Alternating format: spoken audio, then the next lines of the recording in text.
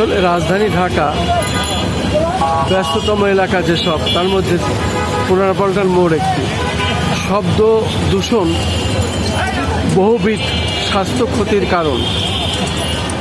আসুন যথাযথ হর্ন না বাজায়। মূলত এটি সাইনবোর্ডে লেখা থাকলেও মূলত এটা করা যায় না, কারণ ৮ রাস্তার মোড়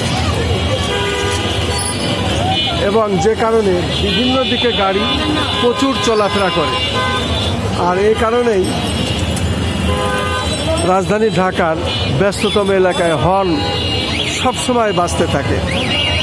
আর এই হর্ন এখানে আসলে যেহেতু মোড় এলাকা, এত বাজানোর দরকারও হয় না, তারপরেও এই শব্দ দূষণটাই, এই হর্নটাই আরও জোরে জোরে বাজানো হয়, যেটা আমি আজকে তুলে ধরলাম। মূলত এই হর্ন না বাজালে তারপরেও এখানে চলাফেরা করা যায়, কারণ মানুষ এখানে হেঁটে চলে। আর যেহেতু চারিদিক দিয়ে রাস্তা একই জায়গায় সংযোগে বিভিন্ন দিকে গেছে, হর্ন বাজানোর এত দরকার হয় না, এত প্রয়োজন হয় না। তারপরেও অহেতুক এই পাবলিক পরিবহনগুলো হর্ন বাজায় এবং এত জোরে এখানে হর্ন বাজায় যে মানুষের কান তখন ঝালাপালা হয়ে যায়। মূলত এই হর্ন বাজানোর বিষয়টি এরা সেভাবে গুরুত্ব দেয় না। আমি আজকে সেই বিষয়টি তুলে ধরলাম এবং সেটাই দেখানোর চেষ্টা করলাম। মানুষ চলছে, সমস্যা নাই, হেঁটেই যাচ্ছে, কিন্তু হর্ন বাজানোর তো দরকার নাই। কিন্তু চারিদিকে শত শত গাড়ি একই সাথে এইভাবে হর্ন বাজায়, যেটা মানুষের জন্য অবশ্যই শব্দ দূষণ এবং অবশ্যই ক্ষতিকর।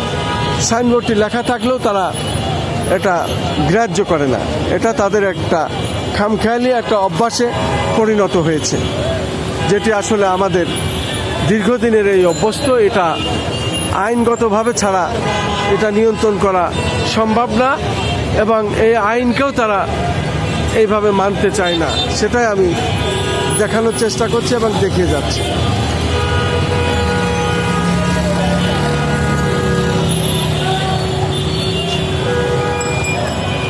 আজকে এই পর্যন্তই। আমি শব্দ দূষণের উপরে, হর্নের উপরে কিছুটা কথা বললাম। আসলে এটি প্রত্যেকেরই, আমাদের যাদের যান চালান এবং যাদের যান আছে এবং যারা এই ইঞ্জিন চালিত গাড়ি চালান, বিশেষ করে পাবলিক পরিবহন বেশি হর্ন বাজায়, সেটাই আমি লক্ষ্য করলাম, সেটাই দেখানোর চেষ্টা করলাম।